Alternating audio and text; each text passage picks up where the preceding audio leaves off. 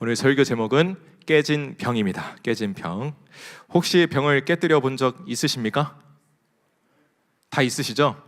예. 이게 완벽한 사람 없어요. 예, 완벽한 사람일지라도 제가 완벽주의 아니겠습니까? 예, 저는 소음인, 완벽주의.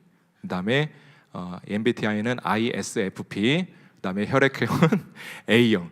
굉장히 까다로운 완벽주의 스타일, 소심하고 스몰 A형, 트리플 A형입니다. 조심하시기 바랍니다.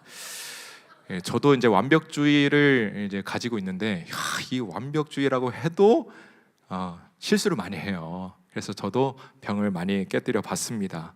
한 번쯤은 유리병이나 또 이제 병이나 컵이나 접시 같은 물건들을 깨뜨려 본 적이 분명히 있으실 거예요. 그 깨진 병을 보고 순간 어떤 생각이 드나요? 깨졌네? 이렇게 생각하세요? 어떻게 생각이 들어요? 좌절. 좌절까지는 아닌데. 근데 그게 그만한 가치가 있으면 이제 좌절이 올 수도 있죠. 예. 딱 깨진 것을 봤을 때 짜증부터 막 밀려오지 않아요? 막 이러면서. 예. 짜증부터 이제 밀려오기 시작하면서 이제 두 번째 생각은 어떤 생각? 이거 어떻게 지우지? 똑같아. 이거 어떻게 지우지? 그래서 이제 큰 거는 손으로, 작은 거는 이제 쓸어 담죠. 그 다음에 어떤 생각이 들어요? 어디다 버리지? 똑같아. 짜증이 몰려오고, 어떻게 지우지? 어디다 버리지? 그렇죠. 똑같습니다. 병이 깨졌을 때 반응은 다 똑같아요. 근데 이 깨진 병마다 공통점이 있어요. 공통점이 뭐냐면 원래 상태로 절대 돌아갈 수 없다라는 거예요. 아무리 파편 하나하나 다 찾아서 잘 붙인다고 해도 원상복구가 안 됩니다. 이것과 비슷한 상황이 오늘 본문에서 벌어지고 있어요. 오늘 읽은 예레미야 19장에서는 깨진 병 이야기가 나옵니다. 하나님이 명령하시는 거예요. 어떻게 명령하십니까? 그 온기를 깨뜨려라. 그 온기를 깨뜨려라. 온기가 병이거든요. 병. 하나님이 할 일이 없어서 너 온기라도 깨뜨려라 이렇게 말씀하신 것일까요? 아니에요. 그 명령과 선포는 단순한 명령이 아니었습니다. 이것은 유다 백성들의 운명과 직결되는 아주 상징적인 하나님의 선포와 명령이었습니다. 깨뜨린 병을 다시 원상복구할 수 없다는 것만 봐도 이거 좋은 의미가 아니구나, 상징적인 의미인데 좋은 상징이 아니구나라는 것을 우리는 알 수 있죠. 그렇다면 어떤 의미가 담겨 있을까? 하나님은 온기를 깨뜨려라 라고 말씀하시면서 과연 어떤 마음을 우리에게 전하고 싶으신 걸까요? 깨뜨린 병의 상징적인 의미는 그때의 유다 백성들 뿐만 아니라 유다 모든 전역에 있는, 또 이방 나라에 있는, 그리고 오늘을 살아가는 우리에게도 해당이 되는 그런 내용입니다. 우리의 영적인 부분과 아주 긴밀하게 연결이 되어 있는데요. 하나님이 우리에게 주시는 그 영적인 냉철한 메시지를 듣고 우리는 다시 한번 우리 영적인 상태를 되돌아보는 그런 시간이 되길 소망합니다. 오늘 본문을 통해서 세 가지 영적인 포인트를 한번 살펴보도록 하겠습니다. 첫 번째 포인트는 돌이키지 않으면 파멸이다라는 것입니다. 우리 다 같이 읽어볼까요? 시작. 그렇습니다. 예레미야 18장과 19장은 연결이 되어 있어요. 18장은 토기장이가 그릇을 빚는 그 모습을 통해서 그걸 가지고 하나님이 말씀해 주시고요. 19장은 토기장이가 빚는 이 온기를 가지고 하나님이 말씀해 주시는데 내용은 비슷할지 모르겠지만 강조점은 굉장히 큰 차이가 있습니다. 18장은 토기장이가 농로에 딱 올려놓고 진흙을 딱 올려놓고 그릇을 빚는데 이거 잘못 빚어졌네? 그럼 어떻게 해요? 다시 뭉개요. 뭉개가지고 다시 이쁘게 만듭니다. 이게 무슨 말입니까? 우리가 하나님 앞에서 실패하고 범죄에서도 우리가 회개하고 돌이키기만 하면 하나님이 우리를 다시 한번 회복시켜 주신다라는 그런 의미를 18장에서는 담고 있어요. 그게 얼마나 감사해요, 그죠? 우리가 잘못을 했어도 우리가 돌이키고 회개하고 여호와 앞에 나아가자 이러면 하나님께서 우리를 다시 한번 아름답게 빚어주신다는 것입니다. 이 내용을 조금 느리고 각색하고 뭔가 영화로 만들면 한 편의 영화가 나올 것 같지 않습니까? 그죠? 네. 제목은 드라마틱 야훼. 네. 드라마틱한 하나님. 네. 우리가 뭔가 이 실패 때문에, 이 죄 때문에 죽을 것 같았지만 드라마틱하게 하나님이 우리를 건져주시는 그런 내용이 바로 18장에 담겨 있습니다. 근데 19장은 달라요. 하나님은 예레미야에게 토기장이한테 옹기를 구입하라고 명령을 하십니다. 그리고 그 옹기를 어떻게 해요? 그 백성들의 지도자 보는 눈 앞에서 어떻게 하라? 깨뜨려라, 깨뜨려라. 무슨 의미입니까? 더 이상 너네들은 희망이 없다. 희망이 없다. 소망이 없다. 완전한 파멸이다 라고 말씀해 주시는 것입니다. 죄로 인해서 더 이상 손을 쓸 수가 없다. 나도 어찌할 수가 없다. 토기장이가 그릇을 빚고 유약까지 다 발라놓고 다 구웠는데 아이고 이게 뭐야 이거? 흠집이 생겼잖아. 흠집이 생겼으면 어떻게 해야 돼요? 막 구웠을 때는 괜찮아요. 근데 유약까지 다 발라놓고 다 구웠어. 다 이렇게 나왔단 말이죠. 근데 흠집이 생겼단 말이죠. 어떻게 해야 됩니까? 깨뜨려야 돼요. 그때는 방법이 없어요. 깨뜨려야 됩니다. 깨지기 원하십니까? 오늘 이 시간 우리가 완전하게 깨질 부분들은 깨지기를 소망합니다. 할렐루야. 할렐루야. 아직도 내 신앙의 흠집, 내 영성의 흠집이 있는데 이걸 계속 품고 가는 게 문제예요. 깨질 부분들은 철저하게 깨지기를 소망합니다. 할렐루야. 할렐루야. 따라합시다. 깨지는 것도 은혜다. 할렐루야. 아멘. 근데 지금 딱 완성품을 만들었는데 흠집이 있는 거예요. 그 상황에서는 어떻게 할 수가 없어요. 그냥 깨뜨릴 수밖에 없습니다. 이미 딱딱하게 굳어졌기 때문에 다시 뭉개서 만들 수가 없는 것이죠. 지금 유다 백성들이 딱 그런 상황인 것입니다. 잘못 만들어진 옹기. 이게 유다 백성들의 영적인 상태였습니다. 유다 백성들은 죄를 지으면서 하나님 앞에 다시 돌이킬 생각은 안 하고 그 마음이 완악해져만 갔어요. 하나님은 돌아와라 돌아와라 하는데 유다 백성들의 반응이 어땠습니까? 예레미야 18장 12절 우리 다 같이 읽어볼까요? 시작. 그러나 그들이 말하기를 이는 헛된 말이라. 우리는 우리의 도모대로 행하며 우리는 각기 악한 마음에 강팍한 대로 행하리라 하느니라. 이게 유다 백성들의 마음 상태였어요. 하나님은 돌아와라 돌아와라 아직 기회가 있다 돌아와라 하는데 야 헛된 말이야. 야 헛말이야 헛말. 듣지마 듣지마. 야 그냥 우리 생각대로 살아. 그냥 우리가 좋은 대로 살아. 그냥 우리 마음 강팍한 대로 살자. 이게 하나님을 향한 유다 백성들의 마음이었습니다. 이렇게 완악할 수가 없어요. 이렇게 악질적일 수가 없어요. 어쩌면 하나님 믿지 않는 세상 사람들보다 더 악한 모습이 바로 유다 백성들의 모습이었습니다.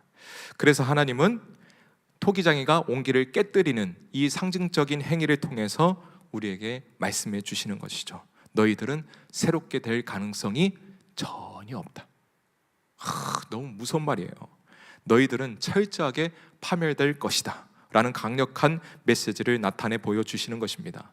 사랑하는 오부 식구들, 우리는 절대 하나님 앞에서 완악한 마음을 가져서는 안 됩니다.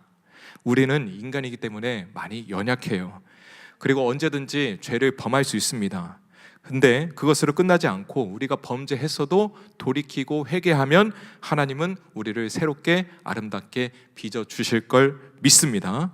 근데 우리의 완악함을 끝까지 고집한다면 하나님도 어찌할 수가 없는 거예요. 어찌할 수가 없어요. 우리가 죄악을 고집하다가 그 마음이 굳어져 버리면 하나님으로서는 그것을 어떻게 할 수가 없는 거예요. 깨뜨릴 수밖에 없는 것입니다. 그렇기 때문에 우리는 절대 하나님 앞에서 완악함을 드러내고 그 완악함을 고집해서는 안 된다라는 것입니다. 우리의 죄와 완악함을 그때그때 해결하지 않고 계속 방치한다면 시간이 지나면 굳어지게 되어 있어요. 뭐든지 굳어지게 되어 있습니다. 우리 근육도 굳어져요. 그죠? 지금 우리 성도님들 유연하십니까? 허리 막 잘 돌아가십니까? 예? 이렇게 막 땅바닥에 다십니까? 저 안 닿아요. 이거 기럭지 때문이 아니라 근육이 굳어서 안 내려가요. 내려가십니까? 뭐든지 시간이 지나면 굳어지게 되어 있어요. 그때는 정말 무서운 말이지만 회개하고 싶어도 회개할 수 없어요. 정말 무서운 말입니다. 회개하고 싶어도 그때는 회개할 수 없어요. 더 이상의 기회가 없습니다. 우리는 이 시간 돌이키지 않으면 파멸이다라는 이 사실을 꼭 기억해서 죄악된 내 마음이 굳어지기 전에 회개합시다. 할렐루야. 지금 내 안에 어떤 완악함이 있습니까? 하나님 앞에서 아직도 고집 피우는 부분이 혹시 어떤 부분이십니까? 하나님이 경고하시는데도 무시하시는 그 부분이 무엇입니까? 더 굳어지기 전에 우리는 빨리 돌이켜야 돼요. 빨리 그 부분을 생각해야 돼요. 생각해야 돼요. 더 굳어서 깨뜨릴 수밖에 없는 상황이 오기 전에 오늘 이 시간 우리는 하나님 앞에서 철저하게 회개하기를 원합니다. 그러면 우리는 다시 그 농로에 올려질 거예요. 하나님이 또 아름답게 빚어 가실 줄 믿습니다. 아멘. 두 번째 영적인 포인트는 우리는 질그릇과 같은 존재다라는 것입니다. 따라합시다. 우리는 질그릇과 같은 존재다. 네, 예레미야 19장은 깨진 병의 비유인데요. 이 비유의 핵심은 하나님이 이 교만하고 완악한 유다 백성들을 깨어진 병처럼 완전한 파멸에 이르게 하겠다라는 것입니다. 근데 이 상징적인 비유를 통해서 우리는 어떤 영적인 포인트를 얻을 수 있습니까? 그것은 바로 인간의 실상이에요. 인간의 실상. 인간이 과연 어떠한 존재인가? 하나님이 우리를 무엇으로 지으셨습니까? 그렇죠. 흙이에요. 흙. 진흙입니다. 진흙. 그래서 하나님이 우리의 토기장이가 되시고 우리는 다 질그릇에 지나지 않는다라는 것입니다. 질그릇은 점토로 만든 그릇을 말하는 것입니다. 우리는 다 질그릇이에요. 질그릇의 특징이 무엇입니까? 깨지기 쉽다는 것입니다. 그만큼 우리는 연약한 존재예요. 우리는 나약한 존재입니다. 근데 우리 인간은 조금만 띄워줘도 으쓱 하고 남들보다 조금 뭔가 달란트가 있다고 해가지고 그때부터 어떻게 생각합니까? 야, 난 대단해. 야, 그 뭐였더라? 그 걸그룹이 부른 뭐지? 내가 제일 잘 나가. 어떻게 알았어요? 네. 걸그룹이 부른 이거밖에 말 안 했는데 내가 제일 잘 나가 이러면서 예, 그게 인간이에요. 그게 조금만 띄워줘도 으쓱으쓱 조금만 다른 부분에서 달란트가 있으면은 내가 제일 잘 나가 이러면서 다른 사람들 무시하고 인간은 원래 질그릇처럼 나무보다 연약하고 무기력한 존재이고요. 무가치한 존재입니다. 토기장이는 너무 훌륭하시죠. 토기장이 되신 우리 하나님은 이 지능을 가지고도 만물의 영장이라고 하는 인간을 만들어냈잖아요. 할렐루야. 예. 그리고 이 인간을 누구 형상대로? 하나님의 형상대로. 그럼 누가 대단해요? 하나님이 대단하십니까? 우리가 대단합니까? 하나님이 대단하시죠. 할렐루야. 우리는 대단한 존재가 아니에요. 대단하다고 착각하지 마시기 바랍니다. 명장들이 만든 도자기는 그렇게 아름다울 수가 없어요. 모양도 이쁘고 그렇게 영롱할 수가 없습니다. 우리나라의 이 고려 청자나 조선 백자가 세상에 딱 공개가 되었을 때 전 세계적으로 주목을 받았어요. 그래서 이 일부가 경매에 나왔는데 이 경매 낙찰가가 무려 얼마? 5장. 50억은 아니고 5억. 50억을 말하니까 이게 너무 시시해 보이잖아. 5억. 예. 그 진흙으로 만들어 가지고, 그죠? 예. 5억을 번 거 아니에요. 너무 훌륭하지 않습니까? 근데 우리 인간한테 조선백자, 고려청자 갭도 안 되는 거예요. 예, 아무것도 아닌 것입니다. 하나님이 흙으로 지으신 것 중에 최고 중에 최고는 바로 인간이에요. 할렐루야. 인간이 얼마나 훌륭한 부분들이 많아요. 지적인 능력, 창의력, 사고력, 사회성 등등 모든 다른 동물들보다 훌륭합니다. 그리고 AI, 의학, 또 이제 막 우주 여기까지 막 개발하고 있잖아요. 다 인간이 만들어낸 기술로 우리가 계속 발전하고 계속 뭔가 이거 될까 하는 그 부분들조차도 지금 현실화되고 있잖아요. 그러나 우리 인간이 아무리 뛰어나다고 해도 그 본질이 뭐다? 진흙이다, 진흙. 예, 본질은 진흙입니다. 이 사실을 부인할 수가 없는 것이죠. 다시 말하면 우리 인간은 질그릇과 같은 존재다. 예, 창조자 하나님 앞에서 절대 교만할 수 없는 존재. 나는 질그릇, 그는 토기장이. 나는 질그릇, 그는 토기장이. 이 사실을 기억하지 않고 마치 자기가 최고인 것처럼 교만하고 이 악한 영에 사로잡혀 있다면 그것만큼 어리석인 모습이 없는 것이죠. 조그만 돌덩이 하나 날아와 부딪혀도 깨지는 게 인간이고요. 어제까지 아무렇지도 않았는데 다음날 못 일어날 수도 있는 게 인간이고요. 길 가다가 갑자기 쓰러지는 게 인간이고요. 하나님이 그냥 입김만 후 이렇게 불어도 그 뜨거운 바람에 말라서 다 타버리고 없어진 풀처럼 우리 인간도 그렇게 사라질 수밖에 없는 연약한 존재라는 것입니다. 그러므로 우리는 정확하게 인식하고 있어야 돼요. 나는 질그릇이다. 나는 질그릇이다. 따라합시다. 나는 질그릇이다. 그래서 우리는 항상 겸손해야 돼요. 항상 하나님의 은혜를 구해야 되고요. 항상 하나님의 도우심을 간구해야 됩니다. 그렇게 할 때에 하나님이 기뻐하시고 지켜주시고 은혜 위에 은혜를 더해 주실 줄 믿습니다. 할렐루야. 따라합시다. 나는 질그릇이다. 아멘. 세 번째 영적인 포인트는 악을 자행하는 곳이 그곳이 지옥이다라는 것입니다. 2절을 보면 흰놈의 아들의 골짜기가 나와요. 아주 무시무시한 장소입니다. 이 골짜기에 뭐가 내린다? 재앙이 내린다. 물론 이 흰놈의 아들의 골짜기는 흰놈의 골짜기만 내린다는 의미가 아닙니다. 흰놈의 골짜기뿐만 아니라 유다의 모든 전 영역에 재앙이 내린다라는 것입니다. 4절 5절을 보면은 그 재앙을 내리시는 이유가 나오는데 우리 다 같이 읽겠습니다. 시작. 이곳을 불결케 하며 이곳에서 자기와 자기 열조와 유다 왕들의 알지 못하던 다른 신들에게 분향하며 무죄한 자의 피로 이곳에 채웠음이며 또 그들이 바알을 위하여 산당을 건축하고 자기 아들들을 바알에게 번제로 불살라 드렸나니 이는 내가 명하거나 말하거나 뜻한 바가 아니니라. 이유가 무엇입니까? 우상숭배. 우상숭배로 그 땅을 더럽혔기 때문에 지금 그곳에 재앙이 내린다고 말씀해 주시는 거예요. 여기 보니까 무죄한 자의 피로 이곳에 채웠으며 이렇게 말하고 있는데 이 말이 무슨 말입니까? 자신들의 자녀를 불살라가지고 바알에게 바쳤다는 거예요. 이게 말이 됩니까? 다시 말해서 무고한 자기 자녀들을 잡아다가 우상에게 무슨 제사? 인신 제사를 바쳤다라는 것입니다.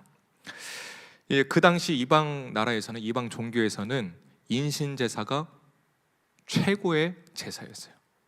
근데 자꾸 따라하는 거예요. 누가? 유다 백성들이 따라하지 말아야 될 것들을 따라하는 거예요. 그것을 영향받아서 똑같이 무고한 자기 자녀들을 잡아다가 인신 제사 바치는 거예요.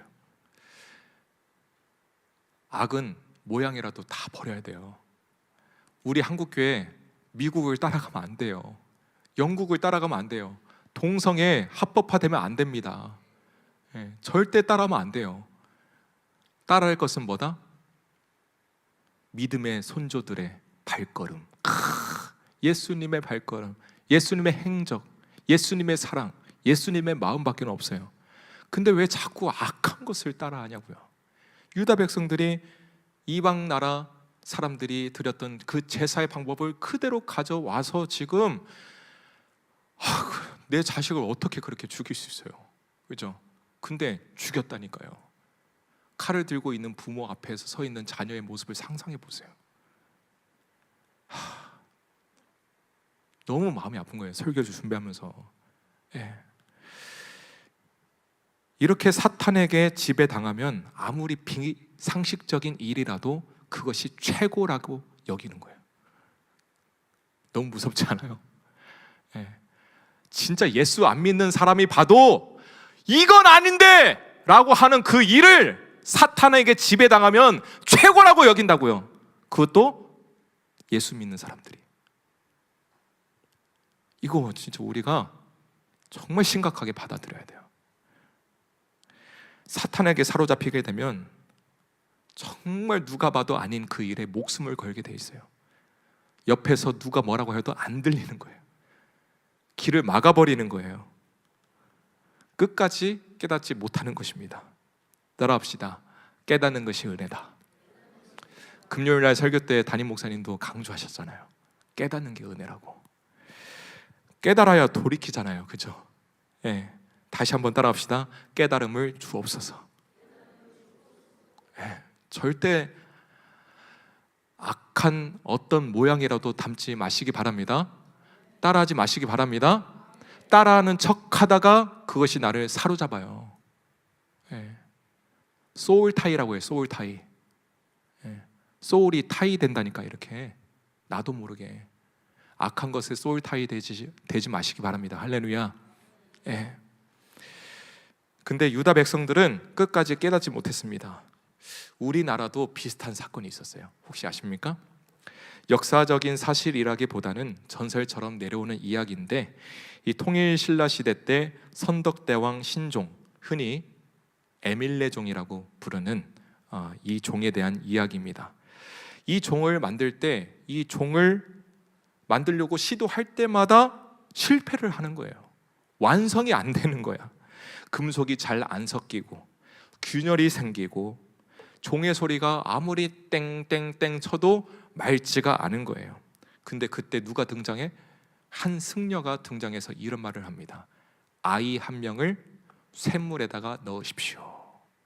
이 말을 또 들어가지고 아이 한 명을 그 샘물에다가 넣어요.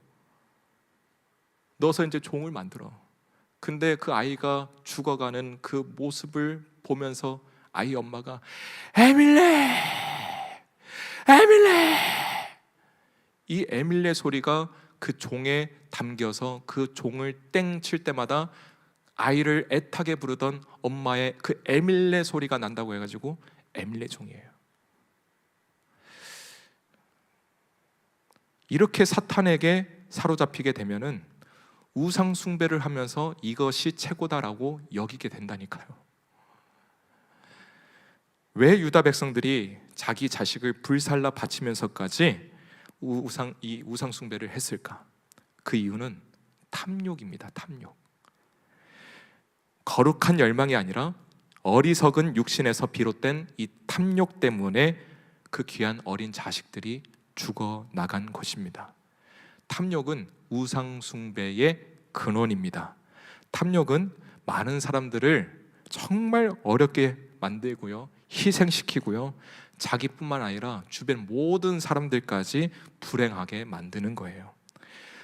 그 흰놈의 골짜기를 한번 상상해 보세요. 우상에게 바치기 위해서 내 자식을 끌고 가는 부모의 모습. 끌려가기 싫어서 엄마 왜 그래요 엄마! 끌려가기 싫어서 이렇게 뒷걸음질 치는 자녀의 모습. 그 자녀들을 짐승처럼 도살하는 부모의 모습. 처절하게 비명을 지르는 안타까운 자녀들.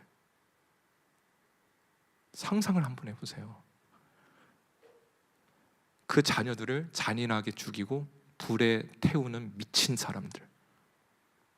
그게 흰놈의 골짜기의 현장이었어요. 지옥이 이런 곳이 아닐까요?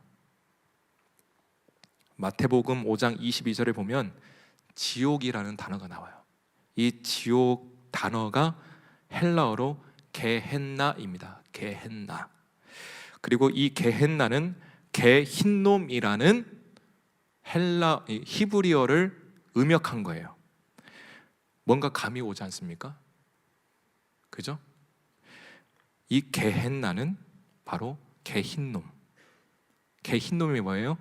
흰놈의 골짜기라는 뜻이에요. 그러니까 흰놈의 골짜기가 그곳이 지옥이었어요. 다시 말하면 내 탐욕 때문에 죄악을 저지르는 그곳이 지옥이다. 지옥을 맛보고 싶으십니까? 욕심대로 한번 살아가 보세요. 탐욕대로 한번 살아가 보세요. 그 삶이 지옥이 될 거예요. 내 욕심대로 살고 죄를 짓는 매 순간이 지옥처럼 끔찍하고 비참하게 될 것입니다. 우리는 이 시간 돌아봐야 돼요. 내 마음에 내 탐욕으로 가득 차 있지는 않은지, 내 어리석은 탐욕으로 악을 자행하고 있지는 않은지, 지금 내 삶이 지옥 같은 삶이 아닌지, 내 삶을 주관적인 시선이 아니라 객관적이고 냉철한 시선으로 바라봐야 돼요. 객관적으로 봤을 때 아니면 아닌 거예요. 지금 내 삶이 탐욕으로 가득 차 있고 악을 자행하고 있고 지옥 같은 삶이라면 지금 당장 그 탐욕을 끊어내시기 바랍니다. 할렐루야. 자행하고 있는 그 악 멈추시기 바랍니다. 할렐루야. 그리고 내 삶의 모든 순간과 이 공간을 뭘로 채운다? 누구로 채운다? 주님으로 채우시기 바랍니다. 주님, 나에게 임재하여 주십시오. 할렐루야. 메제스티, 메제스티. 주님의 영광의 임재 안에서 주의 능력으로 살아가리라.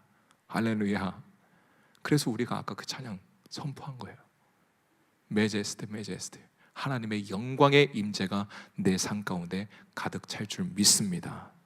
하나님, 내 삶이 지옥이 아니라 천국이 되게 하옵소서. 할렐루야. 야고보서에서 이렇게 강조하고 있습니다. 야고보서 4장 8절 다 같이 읽겠습니다. 시작. 하나님을 가까이 하라. 그리하면 너희를 가까이 하시리라. 죄인들아 손을 깨끗이 하라. 두 마음을 품은 자들아 마음을 성결케 하라. 아멘. 탐욕을 끊어내고 자행하던 악을 멈추고 내 안에 주님을 모시고 누구를 가까이 하라? 하나님을 가까이 하라. 할렐루야.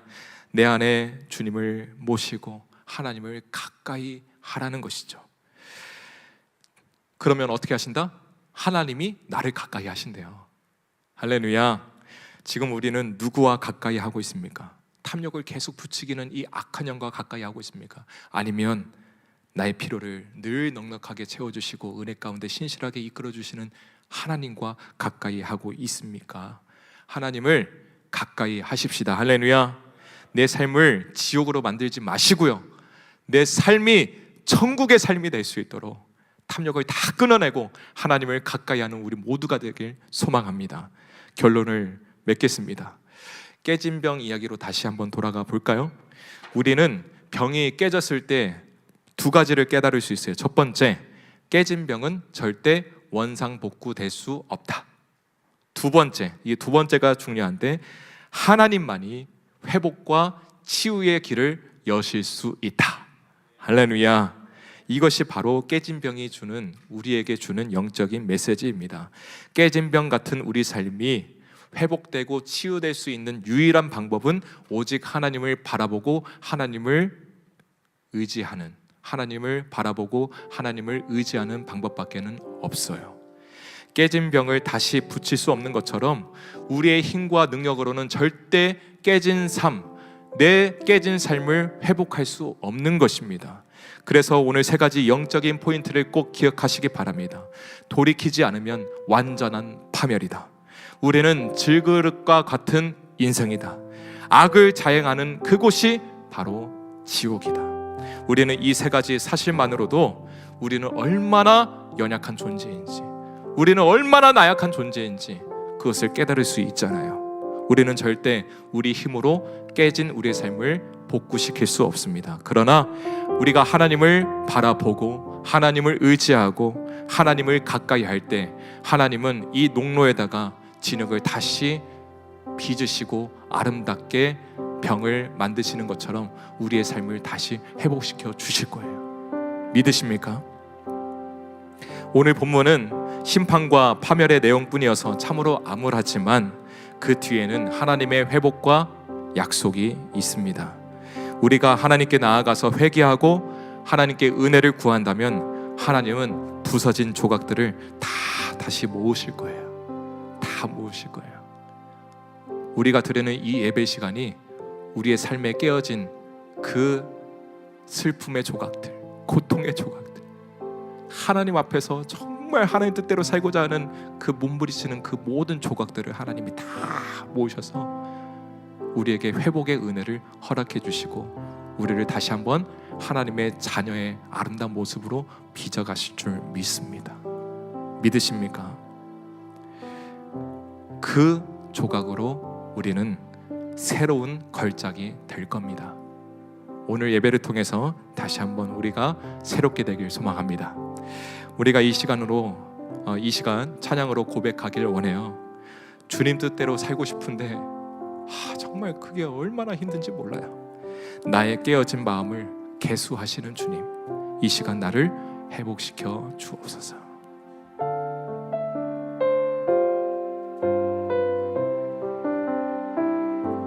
주를 찬양, 주를 찬양, 나의 소망 그 한 가지, 헤매던 내 삶을 헤아리는 주님, 주 예배하는 삶 나 살기 원하네. 주를 찬양, 주를 찬양, 주를 찬양, 나의 소망 그 한 가지, 헤매던 내 삶을 헤아리는 주님, 주 예배하는 삶 나 살기 원하네. 나의 깨어진 맘을 개수하시는 주, 내 눈물 주의 잔에 담으소서. 주를 의지함으로 두려워하으리, 주님만 찬양합니다. 나의 깨어진 맘을 개수하시는 주, 내 눈물 주의 잔에 담으소서.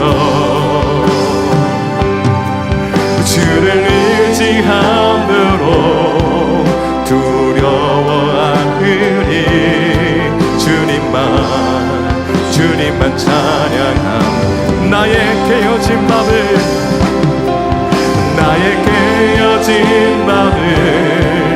개수하시는 주, 내 눈물 주의 잔에 담으소서.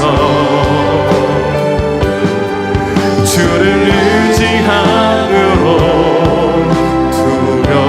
두려워하으리, 주님만 의지합니다.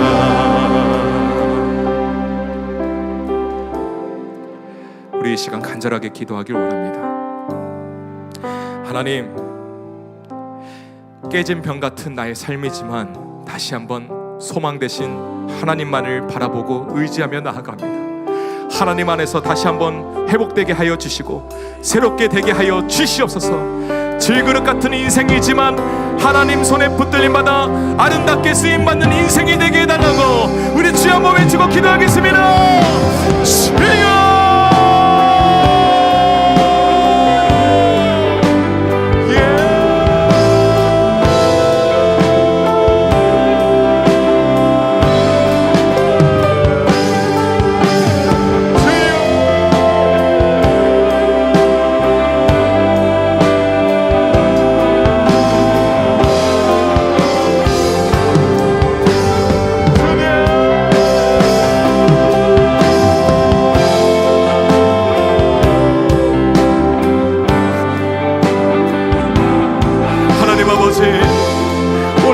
시간 우리 부서진 마음과 삶을 들고 주님 앞에 나아갑니다. 우리의 삶이 때로는 깨진 병과 같이 조각나고 우리의 힘으로는 다시 붙일 수 없는 하나님, 그런 연약한 존재입니다. 주님, 우리는 이 시간 고백합니다. 우리는 질그릇입니다. 주님 손에 붙들림 받아야 됩니다. 주님, 우리를 붙들어 주옵소서. 주님, 우리를 새롭게 하여 주옵소서. 우리가 회복될 수 있는 유일한 방법은 오직 하나님만을 의지하고 하나님을 바라보고 하나님을 가까이 하는 것입니다. 주여, 오늘 이 시간 우리를 새롭게 하여 주옵소서. 회복의 은혜를 허락하여 주옵소서. 회복의 은혜가 임할지어다. 회복의 은혜가 임할지어다. 깨어진 모든 조각들을 모아서 하나님의 형상대로 다시 한번 우리가 새롭게 빚어져가는 귀한 시간 되게 하여 주시옵소서. 주의 우리 나약함 속에서 주님의 강함이 드러나게 하여 주옵소서.